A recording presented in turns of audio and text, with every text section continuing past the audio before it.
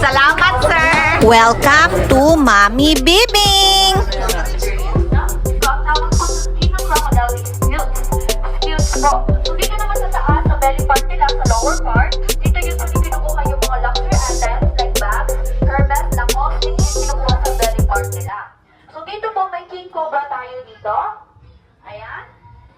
Ayan, so dito po tayo. Ayan ang ating king cobra, locally known as banakon. Highly venomous snake, no? Nakakamatay talaga ang bagat ng ating king cobra. With the scientific name of Ophiopagus hana, Ophiopagus meaning snake-eating snake. So ang primary diet ng mga cobra is kapwa nila snake.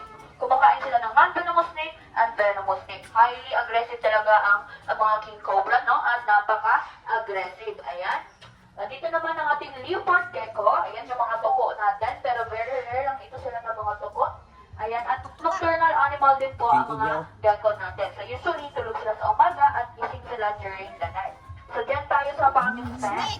King Cobra Snake. Ayan. So dito na yung makikita ang pinakamalaki crocodile sa buong Pilipinas.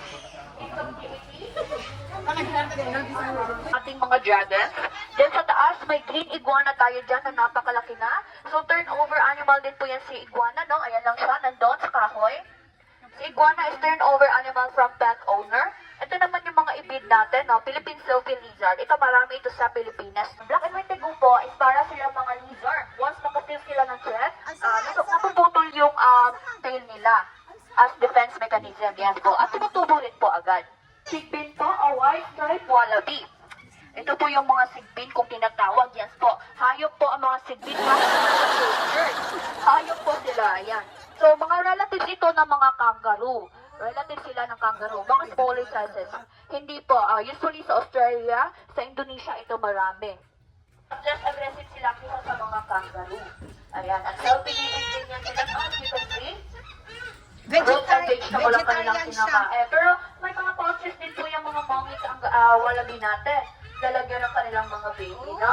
Ating Burmese orangutan na si Orange. Ayan si Orange ang ating orangutan. 15 years old na po yan si Orange, no? From the Greek word orangutan, orang means person or tao, utan means forest. So mga orangutan po is mga taong gubat yan, or person in the forest. So highly intelligent po talaga ang mga orangutan. Actually, they share 97% of DNA structure ng tao. Halos magkapareho na ang ating DNA sa mga orangutan. Kaya napakatalino niyan. Hindi basta-basta orangutan lang sila. At man pa pala about orangutan, yung favorite food nila is yung mga mababaho na prutas. Kagaya na lang ng durian. Yes po. Yes po. Favorite food niya yan. Ayan, so dito naman tayo. Diyan sa taas, ang ating white-bellied sea eagle. Second largest eagle po yan dito sa Pilipinas. Siya yung sumunod sa ating Philippine eagle na may wingspan na 3 meters, habang ating sea eagle naman is 2.2 meters. Kasi laki ng mga basketball player ang kanilang mga backpack. Ayan siya, oh. Wow! Nagpasikat si... Oo, napapapansin talaga yan siya. Alam niyo talaga yan siya na susunod. At dito naman ating Rufous Night Heron, o locally known as Lapay. Ayan. Nocturnal animal din po ang mga lapay. So usually, sa gabi sila nag-hunt ng food.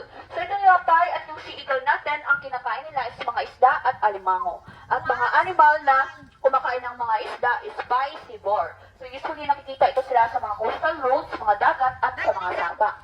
Ayan. At nandito po yung 50 years old namin na tortoise. Yes po, napakatanda niya. At actually, tatanda po siya up to 150 years. Napakatagal ng kanilang lifespan, no? Ayan siya, no? So, 50 years old na po itong ating tortoise. Na si Harvey. Again, ang lifespan po nila umaabot po ng 150 years. Ayan siya. Napakalaki, no? So, mga tortoise po is land-based lang. So, hindi sila nakakasurvive sa water. At bawal silang i-release sa water. Unlike sa mga turtles, ayan yung nasa tubig, mga good swimmer at water-based. Ayan, tapos yung swimming pa dyan. Pero itong mga turtles at tortoise, ang kinakain nila is mga vegetable and fruits. Kaya yung mga tilapia dyan, hindi nila yan kinakain, ha?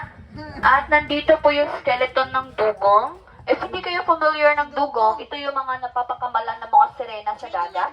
At critically endangered na din po ito sila, no? Nakita ito sa Islareta, Talikod Island, sa Sabal. Oo.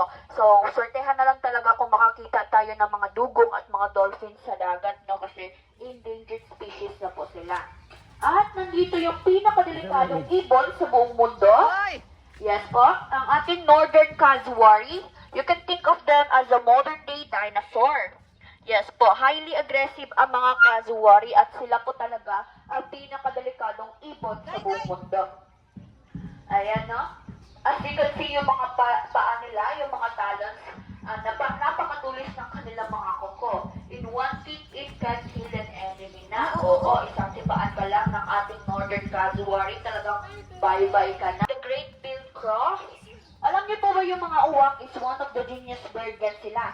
At may photographic memory ang mga uwak. And as you can see, naka-double screen yung gate niya kasi many times na na-decode yung padlock niya. Oo, na-memorize yung padlock niya at nakakalabas sa dyan na mag-isa. Tumatakas yan, pero bumabalik din naman. Oo, napakatalinong ibon yan.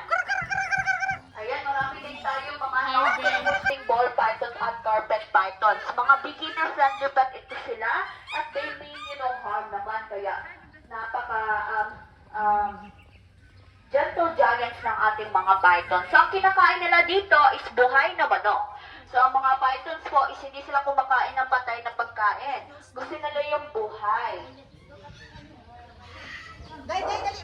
So, by the way, mamaya, by 10:15 a.m., may animal show and cultural show po tayo, ha? Diyan sa ating Grand Arena. So, itong mga ibon natin dyan, yan yung kalaw at kakapus. Kasama yan sa show natin mamaya. Magpapakitang gilas na sila with acrobatic skills mamaya. Ayan, so visit po tayo dito. The snake, so scary. Ayan, marami po tayo snake dyan, guys. First natin. Nag-Philippine Serpent Eagle tayo dyan. Itong Serpent Eagle, ang kinakain din nila is mga snake. Kaya nilang pag-hunt. Look, damit, lahang skin, At ayan, Hindi ka ng viper. Di ba, viper? Snake! Eagle!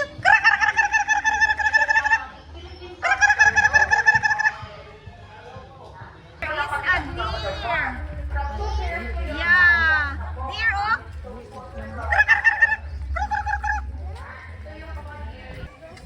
Deer,